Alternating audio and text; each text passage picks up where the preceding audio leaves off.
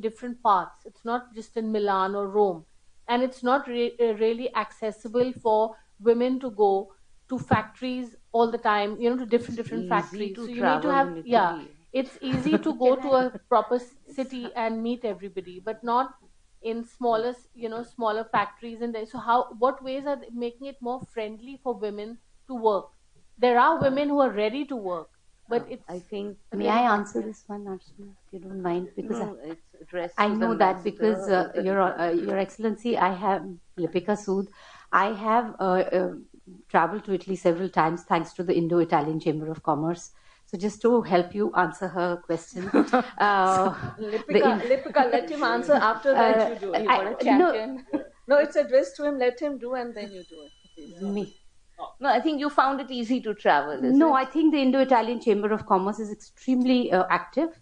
And all I would suggest is that she should, address them. And also, I could help because I'm also the president of the Guild of Designers and Artists. And I think all these things about taking women to smaller factories, especially Udine and various other places for furniture, which is her line of work, the Italian government has been extremely cooperative, and there's a lot of very interesting programs that the Indo-Italian Chambers offers to women entrepreneurs in India.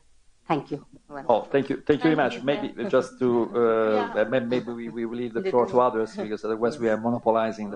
No, but just to answer to another side of your question. So I mean, you can imagine how keen we are to work in the sector that you raised. So I mean, as embassy and as an institute that promotes contacts between our two countries. So this is for sure. This is not only, and thank you very much for your words, the Indo-Italian Chamber, but it's the embassy that now is structuring a program of promoting a Made in Italy that will start in March 2016. And I will use FICCI to advertise this and giving any further possibility to reach also the smaller place in Italy, because it's exactly the focus of the program.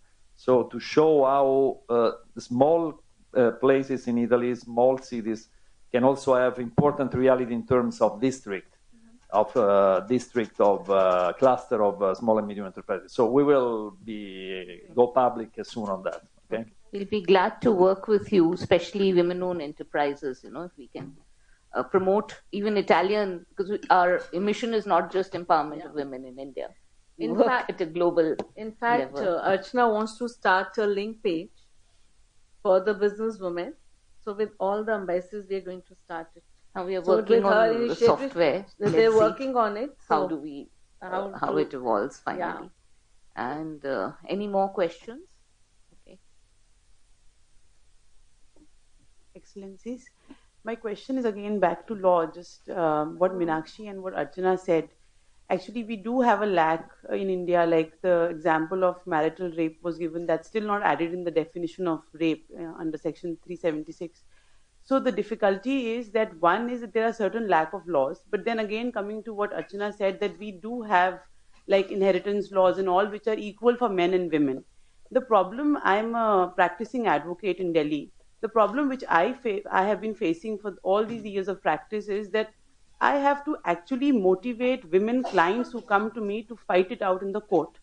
Not that I want them to just kind of keep on fighting, but it's basically that one has to assert one's rights, which women don't do. Like Archana gave an example when the sisters leave out their rights in the property for the brothers. So why so? Like, don't, please, the problem is that we have to start as a society to assert our rights. Whether it's a sister or a mother or a daughter or a wife, we condone whether this is rights or we condone crime also. Even in domestic violence, there are a lot of things which get settled by mutual consent. So one is that we do not have to keep on fighting. We don't have to be a fighting society, but we do have to learn to assert our rights as women. So my question is basically that how far are women assertive in their rights when it comes to your countries? I mean, how much do they ask for their share and how much do they just let it go? This is for whom? This question is addressed to all of them. Or it's just taken as, I don't think there'll be too many countries where women voluntarily give up their inheritances. I think that's something very peculiar. It's only India. Okay. if I may answer that quickly, no women in Austria would ever even have the idea of giving up her inheritance. That's unless you're so rich, and you put it in a foundation, but that's to save taxes. That's not to give it up. But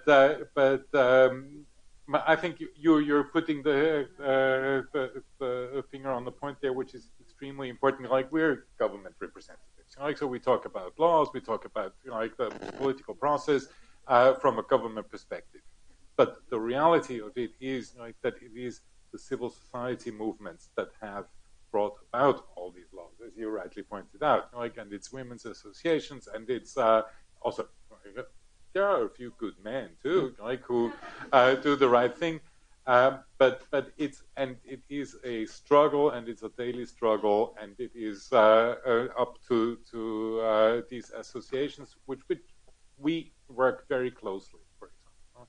And we have it in our national action plan, that the government is obliged to work with NGOs on these issues and encourage them, and also provide financial support, because it's a feedback loop. You need the feedback from society. You need the feedback from women who are actually experiencing the real issues, not the imagined issues, not the academic issues, but the real issues that women are facing in a society, and that's guaranteed through that permanent information gathering and information and discourse. But I'm afraid you will not get over this without fighting.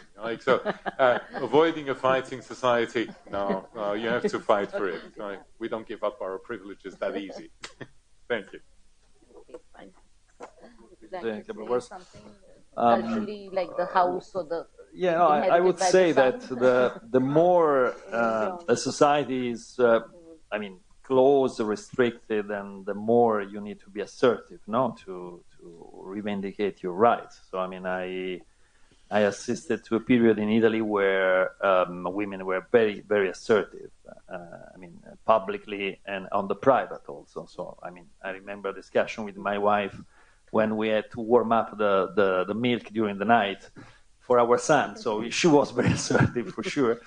But I have to say that after, having now reached, I don't say, and I haven't said before that we reached the perfect balancing between men and women in my country, but the more we go to an encounter in the workplace, the more, people feel more relaxed to compare notes and I really wish and I hope that we are now at the verge of this phase in my country. So a place, and not only in my country, a place where men and women can really exchange, can really influence each other. I think not only on the private. On the private, it's happening. We are very lucky for that, but on the public, it's more difficult. And I think that once the reivindicative phase will be over, and then a more, balanced phase can start. But till that moment, I think that women need to be assertive, and I think that here it's also the need to be assertive is still important. Thank you. So just maybe some closing comment from you. Maybe on this point, it is. I think women in Iceland are pretty assertive, yes, but again, and that could be the closing point for me also. Again, these two. Excuse me. These things do not happen on their own, and you're absolutely right. You need mobilization. You need mobilization both with men and women. You need attitude change. When you look at the history of all these right things, a woman in Iceland would, after the equal inheritance right was introduced in the late 19th century, maybe a woman would hesitate on demanding the right at that point. 20, 30 years later, they wouldn't dream of it, giving it up. Same with the suffrage. When they still got it, they questioned whether they should be in politics or not. But 50 years later, they wouldn't dream giving that away. And the most recent example that we have is, of course, the violence against women. The rape issue took a long